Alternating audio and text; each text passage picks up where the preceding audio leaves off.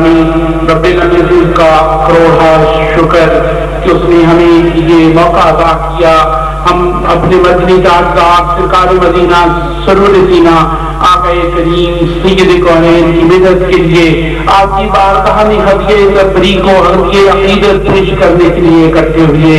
رب العزت نعمت کائنات میں بے شمار ہے. اس کائنات کی ہر چیز رب کی ایک نعمت ہے, لیکن وہ نعمت عظمیٰ جس کے صدقہ سے کائنات کی ساری نعمتیں نصیب ہوئی, وہ نعمت میرے آقا کریم سید کونین کا وہ وجود مسعود ہے. آقا کریم کی وہ شخصیت ہے, آقا کریم سید کونین کی وہ ذات ہے جس نے کائنات سے قدم رنجہ فرما کے کائنات کو حقۂ نور بنا دیا. وہ میرے آقا سید کونین جن کی عظمتوں کا صدقہ کائنات شروع سے اور آج تک کھا رہی ہے. میرے آقا کریم کے جد اعلیٰ حضرت آدم علیہ السلام اپنے رب العزت کی بارگاہ میں ملتمس ہوتے ہیں, التماس کرتے ہیں کہ اے رب کائنات مجھے معافی عطا فرما اس اپنے محبوب کا صدقہ جس کا نام تیرے نام کے ساتھ وابستہ ہے. تو رب کائنات کی بارگاہ سے سوال ہوتا ہے کہ اے آدم تو نے یہ کیسے جانا کہ اس شخصیت کو میں اتنا عزیز رکھتا ہوں. تو حضرت آدم نے عرض کی کہ جب میں نے آنکھ کھولی تھی میں نے لوح محفوظ کا نظارہ کیا تھا تو سامنے میں نے دیکھا تھا کہ ایک نام تیرے نام کے ساتھ وابستہ تھا, وہ محمد عربی کا نام تھا. میں پہچان کیا کہ وہ ذات جس سے تو پیار کرتا ہے, جس سے تو دنیا کائنات میں سب سے زیادہ عزیز رکھتا ہے, وہ محمد عربی کی ذات ہے. تو دوستان گرامی, تمام انبیاء نے میرے آقا کریم سید کونین کا چرچا کیا, تذکرہ کیا. تورات دیکھو, زبور دیکھو, انجیل دیکھو, میرے آقا کریم سید کونین کے ذکر سے بڑی ہیں. حضرت عیسیٰ خود فرماتے ہیں کہ میرے بعد اللہ کا وہ رسول آنے والا ہے جس کے سامنے میری حیثیت اس کے پاؤں کے تسمے باندھنے والی کسی ہے. تو میرے آقا کریم سید کونین کا تذکرہ جب آپ کائنات میں آئے, جب آپ تشریف فرما ہوئے, جب آپ نے اس کائنات میں قدم رنجہ فرمایا تو کائنات کی ظلمتیں ختم ہو گئیں. وہ دنیا کا وہ جہالت زدہ جہاں پہ دنیا کی تمام برائیاں اپنے عروج پہ پہنچی ہوئی تھی, وہاں پہ جب میرے آقا سید کونین تشریف فرما ہوتے ہیں وہ ایران کا آتش زدہ بجھ جاتا ہے, وہ محلات کی کنارے گر جاتے ہیں اور وہ کائنات میں ہر طرف دریا شاوی جو ہے وہ بند ہو جاتا ہے. دنیا کائنات میں رحمتوں کا سلسلہ اور نزول شروع ہو جاتا ہے اور آقا کریم کی آمد کی چرچے ہر طرف شروع ہو جاتے ہیں. حضرت علی کرم اللہ وجہ کریم فرماتے ہیں کہ میں مدینہ میں آقا کے پیچھے چلتا تھا, مجھے وہ احد کا ایک ایک پہاڑ, ایک ایک پتھر یاد ہے جو جب آقا کریم پاس سے گزرتے تھے تو صلاۃ و سلام پیش کرتے تھے.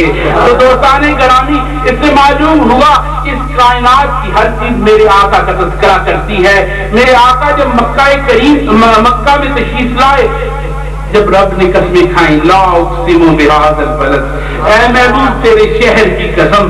تو دوستان گرامی, جب آقا تشریف فرما ہوتے ہیں مکہ میں تو ابھی تک چرچا عام نہ ہوا تھا.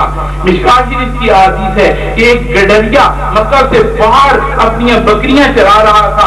ایک بھیڑیا آتا ہے, اس کی بکریوں میں سے ایک بکری کو چک لیتا ہے, وہ آگے بھاگتا ہوا آتا ہے اور اس سے ایک بکری چھڑا لیتا ہے. بکری جب چھڑاتا ہے تو وہ بھیڑیا کہتا ہے کہ تو نے مجھ سے میرا شکار چھین لیا. وہ حیران ہو کے کہتا ہے کتنی عجیب بات ہے, آج بھیڑیا بول رہا ہے. بھیڑیا کہتا ہے آؤ میں تمہیں اس سے بھی زیادہ عجیب بات بتاؤں. کہا وہ کیا ہے؟ کہا تم اس پہاڑ کے پیچھے مکہ میں چلا جا, وہاں پہ ایک اللہ کا رسول آیا ہے جو ان باتوں کا بھی علم رکھتا ہے جو ہو چکی ہیں اور وہ بھی بتلاتا ہے جو ہونے والی ہیں. تو سرکار کریم کا تذکرہ ایک بھیڑیا کر رہا ہے. وہ گڈریا کہتا ہے میں کیسے جاؤں, میری بھیڑوں کا خیال کون رکھے, میری بکریوں کی نگہبانی کون کرے. تو وہ کہتا ہے جا, ان کی حفاظت میں کرتا ہوں.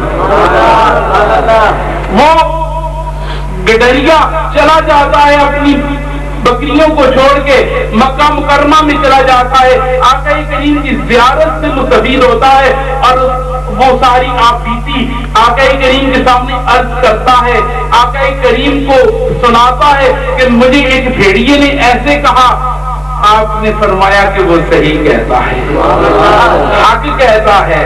تو دوستان گرامی وہ گڈریا بھی جانتا تھا کہ میرے آقا سید کونین اللہ کے رسول ہیں، اور آقا کریم دنیا کائنات میں وہ کچھ بھی جانتے ہیں جو ہو چکا ہے، اس کے بارے میں بھی علم رکھتے ہیں جو کچھ ہونے والا ہے۔ تو آقا نے فرمایا جاؤ تم اپنے بکریوں کو محفوظ پاؤ گے۔ دوستان گرامی اس سے معلوم ہوا کہ جو در رسول کی طرف چلا جاتا ہے، جو آقا کریم سید کونین کی بارگاہ سے واسطہ جوڑ لیتا ہے، گڈریے بھی اس کے مال کی حفاظت کرتے ہیں، بھیڑیے بھی اس کے مال کی حفاظت کرتے ہیں۔ دوستان گرامی میرے آقا سید کونین جب تشریف فرما ہوئے تو کائنات کی ہر چیز نے آپ کا ذکر کیا، کائنات میں رہنے والی ہر چیز آپ کا تذکرہ کرتی ہے، کائنات میں رہنے والی ہر کسی نے یہ جان لیا کہ آپ اللہ کے رسول ہیں۔